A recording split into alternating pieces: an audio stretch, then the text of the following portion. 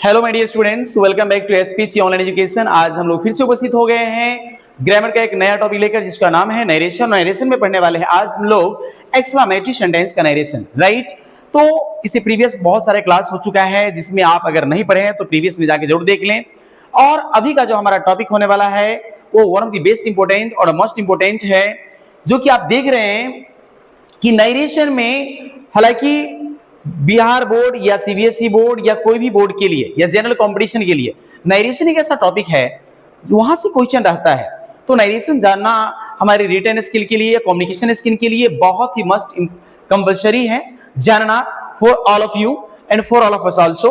तो कहने का मीन्स है कि आज नरेशन में हम लोग पढ़ने वाले हैं चेंज ऑफ एक्सक्लेमेटरी सेंटेंस का डायरेक्ट से इनडायरेक्ट नरेशन।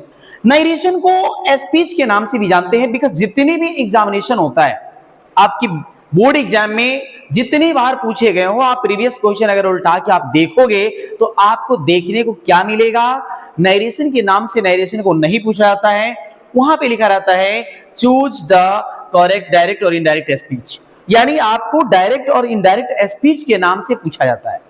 तो नरेशन का जो नाम है, सेकेंड टाइप आप जान सकते हो, स्पीच, डायरेक्ट या इनडायरेक्ट स्पीच। तो हम डायरेक्ट से इनडायरेक्ट स्पीच में सीखने का भी काम करेंगे। किसका? तो वो है एक्सक्लेमेटरी सेंटेंस। एक्सक्लेमेटरी सेंटेंस का नरेशन अभी पढ़ने जा रहे हैं, बिकॉज नरेशन जो होता है वह टेंस का होता है, सेंटेंस का होता है, राइट। और टेंसेज में जितना पढ़ाई हो गई है वो सारा प्रीवियस में हो गया। सेंटेंसेज में आपने देखा है असर्टिव का है, इंटरोगेटिव, इंपरेटिव, ऑब्जेक्टिव सबका हो चुका है। और अभी हम लोग लास्ट वन पढ़ने जा रहे हैं, जिसका नाम है एक्सक्लेमेटरी सेंटेंस। और एक्सक्लेमेटरी सेंटेंस क्या होता है, इसको मैंने प्रीवियस क्लास में, जो प्रीवियस सेशन मैंने करवाया था आप लोग को, उसमें मैंने बता दिया था कि एक्सक्लेमेटरी सेंटेंस क्या होता है।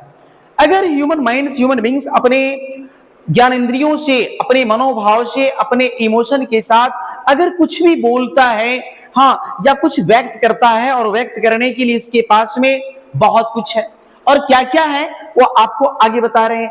अगर वो उन चीजों को एक्सप्रेस करता है, और उनको एक्सप्रेस करने के लिए हो, सॉरो हो, जॉय हो, एंगर हो, रिग्रेट हो, है ना, अपॉलज हो, इन तमाम चीजों को एक्सप्रेस करने के लिए एक्सक्लेमेटरी सेंटेंस की जिम्मेदारी है। और एक्सक्लेमेटरी सेंटेंस से हम लोग इन चीजों को एक्सप्रेस करने का काम करते हैं।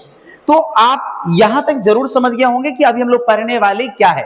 सबसे पहले तो हमें अपने टॉपिक के बारे में क्लियर हो जाना है कि हम लोग क्या पढ़ने वाले हैं। तो अभी आप पढ़ने वाले हैं नरेशन में एक्सक्लेमेटरी सेंटेंस का नरेशन, जो डायरेक्ट से इनडायरेक्ट स्पीच सीखने का काम करेंगे, राइट। समझ गए? तो चलिए लेट्स बिगिन। अब हम लोग शुरू कर लें। रूल्स किसका? एक्सक्लेमेटरी सेंटेंस से, एक्सक्लेमेटरी सेंटेंस का डायरेक्ट से इनडायरेक्ट में चेंज करने का कुछ रूल्स हैं, और वो रूल्स किस प्रकार से, जो आपके सामने मैंने लिख दिया है, और इसको हम लोग समझेंगे और फिर यहां से आगे बढ़ने का काम करेंगे। तो मैंने पहले टॉपिक लिखा है, नाम क्या है? Narration change of exclamatory from direct to indirect speech. जी हाँ, मैंने आपको अभी दिखाया। हम लोग जो भी पढ़ने का काम कर रहे हैं वो है नरेशन, और नरेशन में पढ़ने जा रहे हैं एक्सक्लेमेटरी सेंटेंस। तो एक्सक्लेमेटरी सेंटेंस क्या होता है, सबसे पहले हम ये चर्चा करेंगे कि आखिर एक्सक्लेमेटरी सेंटेंस क्या होता है। जी हाँ, तो चलिए जानेंगे आखिर एक्सक्लेमेटरी सेंटेंस क्या होता है। इसके लिए आप पढ़िए note, because I have already taught you about exclamatory sentence, but may be हो सकता है कि आपने इसको नहीं पढ़ा हो। अगर आप छूट गए हैं तो डेफिनेटली छट गए हैं, इसीलिए फिर से एक बार जुड़ जाएंगे और जानने का प्रयास करेंगे कि एक्सक्लेमेटरी सेंटेंस क्या होता है। तो मैंने उसके लिए नोट यहां लिखा है, और नोट में क्या लिखे हैं जरा ध्यान दीजिए। नोट को पढ़ के हम लोग क्लियर कर लेते हैं आखिर एक्सक्लेमेटरी सेंटेंस क्या होता है। इट डिनोट्स, इट का प्रयोग यहां एक्सक्लेमेटरी सेंटेंस के लिए किया गया है। तो इट डिनोट्स जॉय। जॉय का मतलब होता है हर्ष, उल्लास, खुशी, सौरो, दुख, व्यथा, कष्ट, सरप्राइज, आश्चर्य, एंगर, गुस्सा, क्रोध, कॉन्टेम्प्ट इट मींस घृणा, अपॉल्ज प्रशंसा, रिग्रेट अफसोस, पश्चाताप।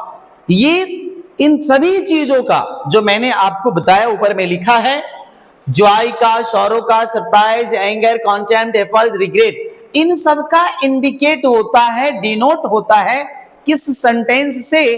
तो है एक्सक्लेमेटरी सेंटेंस। जी हाँ, किस सेंटेंस से?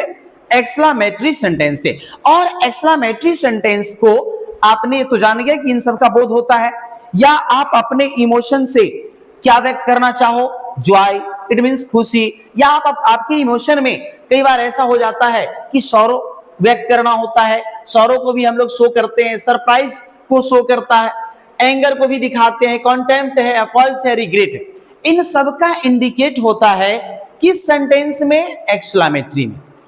आई होप यहां तक समझ गए होंगे।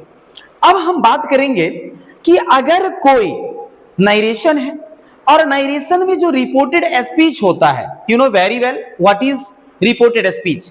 रिपोर्टेड स्पीच क्या है वो सबको पता है, जो इन्होंने इससे प्रीवियस का क्लास अगर आप किए होंगे, श्योर है कि आप जानते होंगे कि आखिर रिपोर्टेड स्पीच क्या होता है।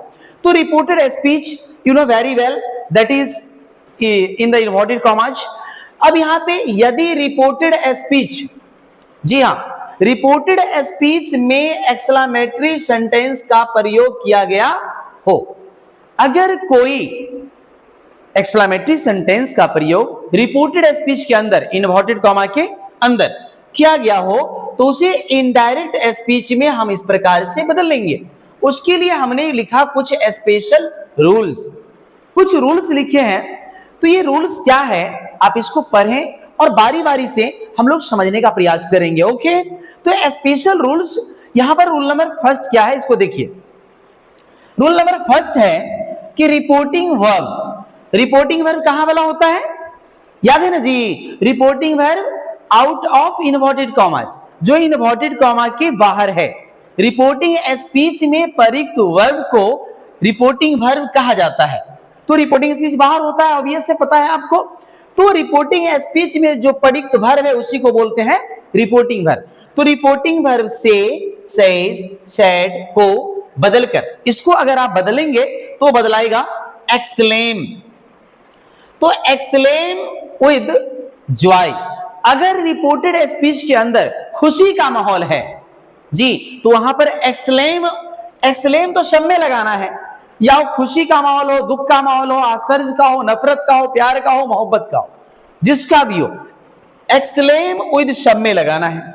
और एक्सक्लेम विद के बाद अगर खुशी का माहौल हो तो आप जॉय में बदल देना, अगर दुख की बात हो तो सौरो में बदलना, अगर सरप्राइज का भाव व्यक्त होता हो रिपोर्टेड स्पीच के अंदर, आश्चर्य का भाव व्यक्त होता हो तो सरप्राइज, अगर गुस्सा का, क्रोध का भाव व्यक्त होता है तो एंगर, अगर घृणा का भाव व्यक्त हो रहा है तो कॉन्टेम्प्ट, अगर प्रशंसा की बात हो रही है फल्स, और अफसोस की बात, पश्चाताप की बात हो रही है तो रिग्रेट में बदल दिया जाएगा जी।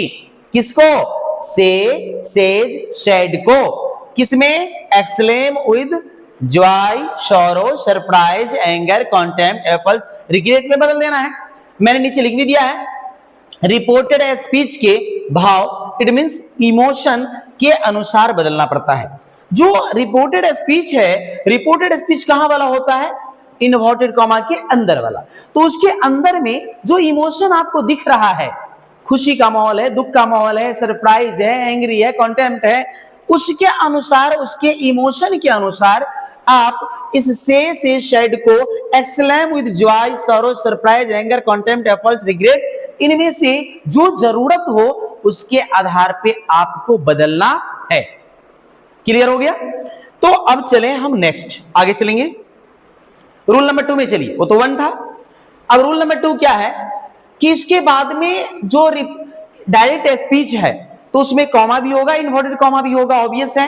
तो डायरेक्ट स्पीच का जो कॉमा है, ये रहा कॉमा, और एंड इन्वर्टेड कॉमाज, जो इन्वर्टेड कॉमाज है उन दोनों को हटा देना है, और उसको हटा करके इट मींस रिमूव कर देना है, और इंस्टेड ऑफ कॉमा और inverted comma that will be used. Comma और इन्वर्टेड कॉमा के बदले दैट का प्रयोग किया जाएगा। समझ में आ गया होगा ये भी रूल कि एक्सक्लेमेटरी सेंटेंस में जब कॉमा और इन्वर्टेड कॉमा हटता है तो उसमें भी दैट होता है, ये बात आपको समझ लेना है। अब आइए रूल नंबर 3। अब क्या है ना, रिपोर्टेड स्पीच के अंदर इन्वर्टेड कॉमा के अंदर में बहुत सारे इंटरजेक्शंस का प्रयोग होता है जी। बहुत सारे एक्सक्लेमेटरी वर्ड सब का प्रयोग किया होता है, जैसे कि oh, ah, hurrah, bravo, alas, hip hip, pooh, चैट, वेल डन, इस प्रकार से बहुत सारे वर्ड्स का प्रयोग होता है। आप जब इनडायरेक्ट स्पीच में उसे बदलोगे तो उसे रिमूव कर देना है, अर्थात उसे हटा देना है। इस प्रकार का कोई भी वर्ड आपको दिखे डायरेक्ट स्पीच के, रिपोर्टेड स्पीच के अंदर, तो जब आप उसे इनडायरेक्ट स्पीच बनाओगे तो आप उसे इजीली हटा देंगे। राइट, समझ गए होंगे। Next rule number 4, exclamatory sentence को असर्टिव सेंटेंस में बदल दिया जाता है। जी, आप ये जो 4 रूल देख रहे हो ना, इसे समझने के लिए मैंने प्रीवियस क्लास आपको जो दिया था, okay, how to change from exclamatory to assertive sentence, अगर आप मिस कर गए हैं, अगर आपको क्लास आपको छूट गया है, तो हमारे डिस्क्रिप्शन में लिंक दिया हुआ है, वहां जाकर आप प्रीवियस क्लास को जरूर देखिए, वहां वीडियो मिल जाएंगे आपको। और ये जरूर देख लें कि किसी भी एक्सक्लेमेटरी सेंटेंस को असर्टिव में कैसे कन्वर्ट किया जाता है, बिकॉज जब तक आपको वो नहीं आएगा तो फिर यहाँ नरेशन में कहीं ना कहीं वो ब्रेकर बनेगा और आप समझने में अनकैपेबल हो जाएंगे। That's why definitely you should watch that video. Right, okay. Rule number 5, अब देखिए रूल नंबर 5 क्या है। एट लास्ट, अंत में क्या करना है, जो एक्सक्लेमेशन है इसको हम ना एक्सक्लेमेशन चिन्ह बोलते हैं, साइन ऑफ एक्सक्लेमेशन या नोट ऑफ एक्सक्लेमेशन बोलते हैं, इसको हटा देना है और वहां पे फुल स्टॉप का प्रयोग कर लेना है। तो ये 5 रूल आ गया। अब चलते हैं नेक्स्ट।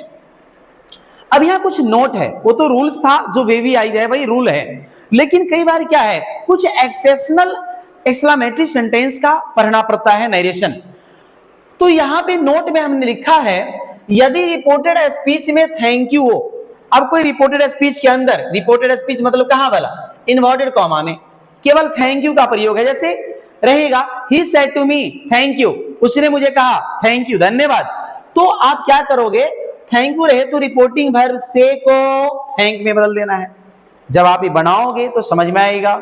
नोट पॉइंट सीखिए, बहुत जरूरी है। ऐसा कई बार पूछा गया है कि यदि रिपोर्टेड स्पीच में थैंक यू का प्रयोग है, तो आपको यह बात भी समझना बहुत जरूरी है कि रिपोर्टेड स्पीच क्या होता है, अंदर वाला या बाहर वाला। तो मैंने ट्रिक में बताया था, टिंग बाहर टेड अंदर।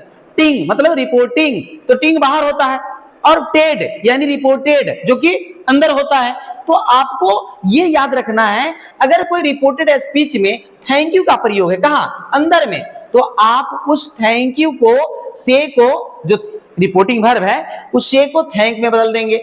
इसके बाद यदि रिपोर्टेड स्पीच में कांग्रेचुलेशंस, कांग्रेचुलेशन देते हैं ना जी, कांग्रेट्स किसी को देते हैं, किसी की सक्सेस हो उस पे बोलते हैं कांग्रेचुलेशंस। तो अगर कांग्रेचुलेशन का प्रयोग किया गया हो तो ऐसे कंडीशन में आप रिपोर्टिंग वर्ब से को कांग्रेचुलेट में बदल दोगे। जैसे he said to me congratulations, हमारे सक्सेस पे किसी ने हमें कांग्रेट्स किया, तो ऐसे कंडीशन में हम अब सैड की जगह या से की जगह कांग्रेचुलेट का प्रयोग कर लेंगे और आसानी से बन जाएगा। जी, रूल नंबर 3 क्या है, ये रूल नंबर इसी का नोट है। यदि रिपोर्टेड स्पीच में अगर हमें कोई बोले गुड बाय, हाँ बाय, या गुड नाइट या फेयरवेल, अगर इन शब्दों का प्रयोग हुआ है तो आप रिपोर्टिंग वर्ब से को बिड में बदल देंगे। ये आप समझ लीजिए। आगे चलते हैं। यदि रिपोर्टेड स्पीच में, ध्यान दीजिएगा, यदि रिपोर्टेड स्पीच में कोई हमें गुड मॉर्निंग बोले, जैसे he said to me good morning, no, तो ऐसा अगर कोई बोलता है गुड मॉर्निंग, गुड इवनिंग, या कोई बोले हमें न्यू वर्ष की शुभकामना व्यक्त करें, हैप्पी न्यू ईयर, तो ऐसी कंडीशन में आप क्या करोगे, रिपोर्टिंग वर्ब जो से होगा, इस से को किस में बदल दोगे, इसमें बदल दोगे।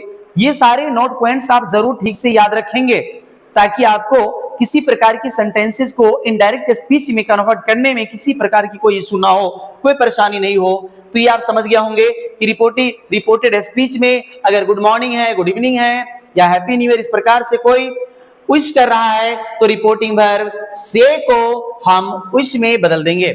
अब है पॉइंट, नोट का पॉइंट 5 है।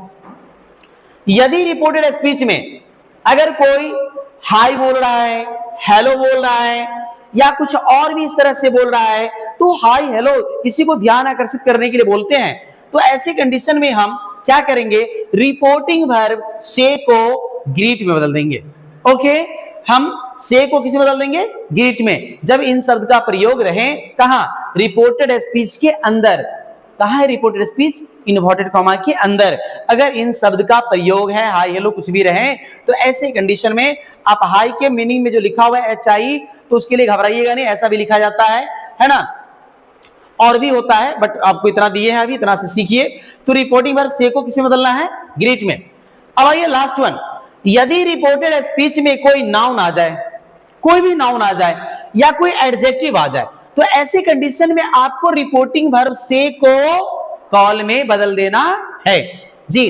कैसे, जैसे he said to me fool, उसने मुझे कहा मूर्ख, मतलब क्या है, तो अगर कोई नाउन या एडजेक्टिव आ जाता है तो आप रिपोर्टिंग वर्ब जो होगा ना से, उस से को बदल देंगे कॉल में।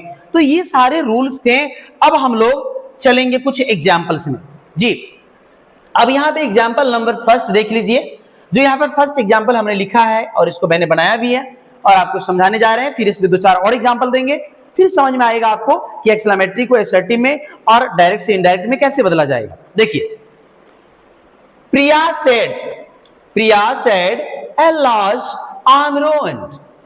प्रिया ने कही, प्रिया ने बोली क्या, एलाश अफसोस व्यक्त कर रही है, यहां पे दुख व्यक्त कर रही है। तो एलाश का प्रयोग जो होता है, एलाश है ना, इसका प्रयोग जो होता है दुख को व्यक्त करने के लिए, I am ruined, it means मैं बर्बाद हो गई, मैं, हाँ, तो ऐसी कंडीशन में डायरेक्ट स्पीच है। जब आप इसको इनडायरेक्ट स्पीच बनाओगे तो क्या होगा, जरा इसको समझने का प्रयास करें। तो हो जाएगा प्रिया एक्सक्लेम्ड विद सॉरो। कारण क्या है, ये एलाश जो आप देख रहे हो ना, इससे सॉरो का इंडिकेट होता है, इससे दुख का व्यक्त होता है, और दुख को व्यक्त करने के लिए हमें सॉरो जोड़ना होगा जी। एक्सक्लेम विद सॉरो, अगर खुशी का माहौल होता अंदर में तो एक्सक्लेम विद जॉय, अगर गुस्सा का माहौल होता तो एक्सक्लेम विद एंग्री, है ना। अगर रिग्रेट का माहौल होता, अफसोस का, दुख का, पश्चाताप का, तो एक्सक्लेम विद रिग्रेट। इस प्रकार से यहां बदल जाएगा। तो प्रिया एक्सक्लेम विद सॉरो, तो मैंने यहां सैड को हटा दिया और एक्सक्लेम विद सॉरो कर दिया। और मैंने आपको रूल में बताया है, यहां देख लीजिए आप जी। यहां पे रूल नंबर फर्स्ट आप देख लिए कि रिपोर्टिंग वर्ब से सैड को exclaim with sorrow, Joy, surprise, anger इसमें बदल देंगे। रूल नंबर 2 क्या है, कॉमा, इन्वर्टेड कॉमा को हटा देना है, दैट लगा देना है। तीसरा रूल क्या है कि ओ, आ, हुर्रा वगैरह वगैरह ये सब रहेगा, तो इन शब्द को हटा देना है। बस वही काम यहां पे हम कर रहे हैं। तो आपने क्या देखा कि यहां पे प्रिया एक्सक्लेम्ड विद सॉरो, अब कॉमा, इन्वर्टेड कॉमा को हमने हटा करके क्या लगा दिया, दैट लगा दिया। उसके बाद में ये तो एलाश हट गया, इससे कोई मतलब ही नहीं है क्योंकि ये अब हट गया। अब यहां पर आई कौन सा पर्सन है, बताइए जरा, आई कौन सा पर्सन है जी। तो यहां देख रहे हैं कि जो ये आई है ये है फर्स्ट पर्सन, तो first person changing to subject, first person changing to subject. Subject में क्या है, प्रिया, तो प्रिया के लिए क्या है, प्रोनाउन शी होगा, तो यहां पे प्रिया की जगह पे यहां आ जाएगा सी। और देखिए यहां पर एम है, तो एमिजार श्रेणी का है जो प्रेजेंट का है, अब उसको पास्ट में ले जाएंगे तो वाज वर हो जाएगा, तो सी के साथ यहां पर वाज लग जाएगा, इस एमिजार की जगह वाज वर हो गया, तो शी वाज और रूइंड का रूइंड ही हो गया, है ना, इनडायरेक्ट स्पीच बन गया। इसी प्रकार से दूसरा एग्जांपल है, he said my dog is dead, है ना, उसने दुख व्यक्त किया कि मेरा जो डॉग है ना वो डेड कर गया, अर्थात तो मर गया। जी हाँ, तो ये डायरेक्ट स्पीच है, तो आप इसे अगर इनडायरेक्ट बनाओगे तो यहां पे दुख हो रहा है, आ का प्रयोग हम दुख को व्यक्त करने के लिए करते हैं। तो ही एक्सक्लेम्ड विद सॉरो, देखो मैंने कई बार बताया आपको कि एक्सक्लेम विद सब में होगा, लेकिन जहां अगर खुशी का माहौल है तो आप लगाओगे जॉय, दुख का माहौल है सॉरो, अफसोस का माहौल है रिग्रेट, प्रशंसा का माहौल है फॉल्स, है ना। इस प्रकार से आप चेंज करोगे। तो ही एक्सक्लेम्ड विद सॉरो, ये तो यहां तक आ गया। कॉमा, इन्वर्टेड कॉमा को हटाकर लगा दिया दैट। और ये जो आ है, जो एक इंटरजेक्शन शब्द है, इसको हमें हटा देना है, नहीं लिखे तो हट गया। अब यहां पर माई क्या है, फर्स्ट पर्सन, तो first person changing to subject, subject में है ही, तो my के ठीक नीचे और ही के सामने देखिए तो आपको his नजर आएगा, तो यहां हो गया my dog का his dog, और is का हो जाएगा was, क्योंकि ये है V2, सिंपल पास्ट टेंस है, तो यहां पर प्रेजेंट कंटिन्यूअस पास्ट कंटिन्यूअस में बदलेगा, is का was dead हो गया, इनडायरेक्ट स्पीच ये भी बन गया। अब चलते हैं नंबर 3 में, they said hurrah। देखिए हुर्रा एक शब्द है, इन शब्दों का प्रयोग खुशी को, इट मींस हैप्पीनेस को व्यक्त करने के लिए, जैसे अगर इंडिया टीम मैच को जीत जाती है तो वहां पे जोर से विकेट उखाड़ता है और बोलता है हिप हिप हुर्रा, नहीं we have won the match, इस प्रकार से बोलता है। ऐसे कंडीशन में हुर्रा शब्द का प्रयोग हम करते हैं खुशी व्यक्त करने के लिए, जब आप खुशी ज्यादा हो जाती है अंदर में तो खुशी को माहौल को व्यक्त करने के लिए हम हुर्रा शब्द का प्रयोग करते हैं। तो दे सेड, बात समझ में आ रही है ना, hurrah we have won the match, ऐसे बोलते हैं। तो आप बनाओ इसको, आपको मैंने बता दिया यहां पर खुशी का माहौल है, और जब खुशी का माहौल है अंदर में देख रहे हैं कि खुशी का माहौल है इन्वर्टेड कॉमा के अंदर, जब आप उसको बनाओगे तो ये बन जाएगा दे exclaimed, exclaimed with, यहां तक तो आना है, और क्या होगा sorrow joy, क्या होगा यहां पर joy हो जाएगा, खुशी के माहौल है, they exclaimed with joy, और कॉमा इन्वर्टेड कॉमा को हटा करके that का प्रयोग करिए, और ये हुर्रा, ये जो शब्द देख रहे हैं ना इनडायरेक्ट स्पीच में इसको हटा देना है, तो यहां नहीं लिखेंगे तो हट गया, और वही कौन सा पर्सन है, फर्स्ट पर्सन, तो first person changing to subject, तो सब्जेक्ट में क्या है दे, तो ले आइए दे, और यहां पर हैव है तो हैव का हो जाएगा हैड, और ऑन द मैच सेम रहेगा ऑन द मैच, ये बन गया आपको इनडायरेक्ट स्पीच। जी कोई डाउट इसमें है, समझ गए होंगे। अब चलिए एक दो और बनाने का प्रयास करते हैं, है ना, देखिए झट से बनाइए, जैसे she said, she said,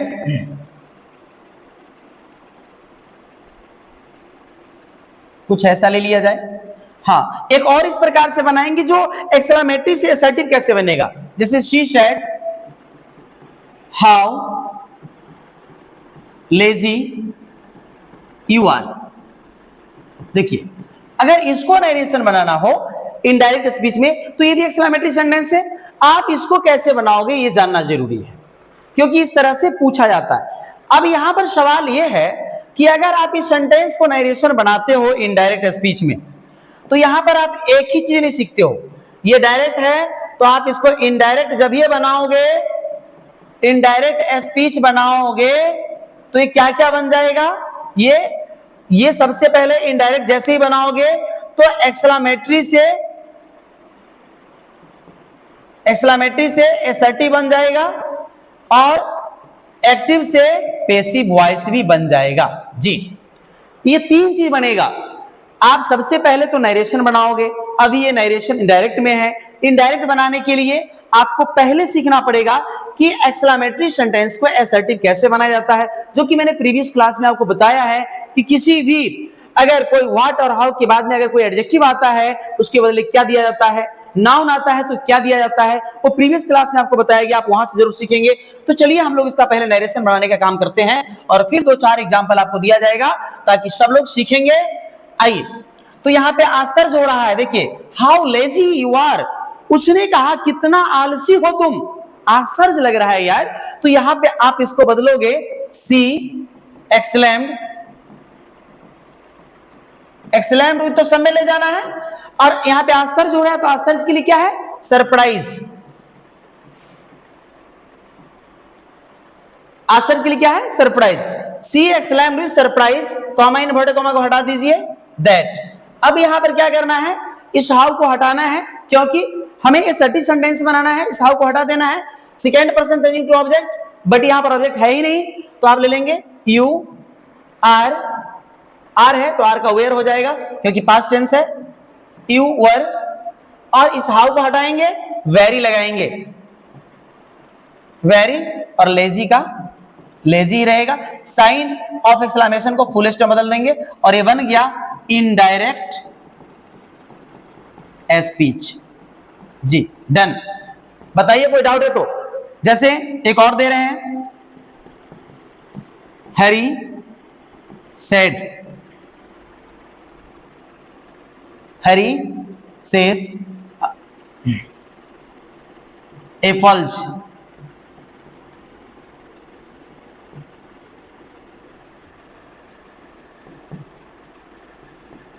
he did this work at once। जी, यहां भी एक सेंटेंस है हरी सेड एप्पल्स, यानी हरी ने ऐसा कंडीशन में यहां पे एप्पल्स की जगह, एप्पल्स में तो बदलना है, इसको ऐसा करते हैं, इसके लिए शब्द आता है ब्रेवो, ब्रेवो है ना, ब्रेवो। तो हरी ने कहा ब्रेवो, ब्रेवो मींस शाबाश देने के लिए, शाबाश जी। He did this work at once, उसने इस काम को एक ही बार में कर दिया। यहां पे क्या है ना, उनकी प्रशंसा हो रही है। तो ब्रेवो शब्द का प्रयोग हम किसी को एफॉल्स करने के लिए करते हैं, प्रशंसा करने के लिए। तो अगर आप इसको बनाओगे तो बनेगा हैरी एक्सलेम्ड विद, क्या हो जाएगा, एप्पल्स। अब ये शब्द हट जाएगा, कॉमा इन्वर्टेड कॉमा को दैट लगा देंगे। ही कौन पर्सन है, थर्ड पर्सन नो चेंज, तो ही का ही हो जाएगा।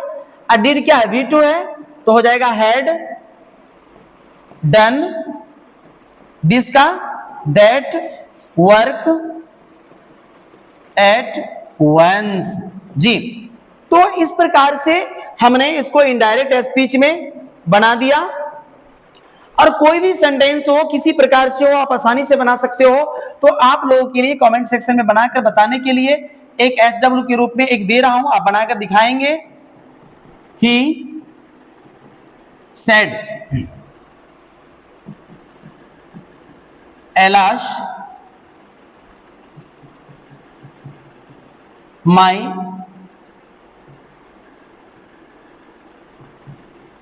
leg has broken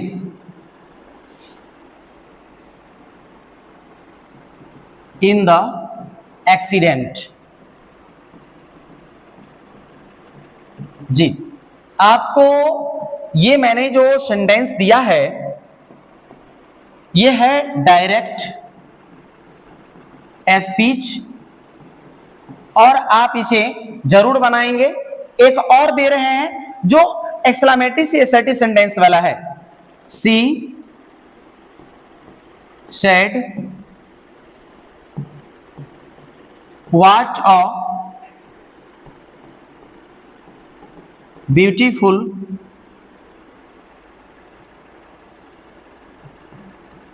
this sight is, what a beautiful this sight is। तो आपको ये भी है डायरेक्ट स्पीच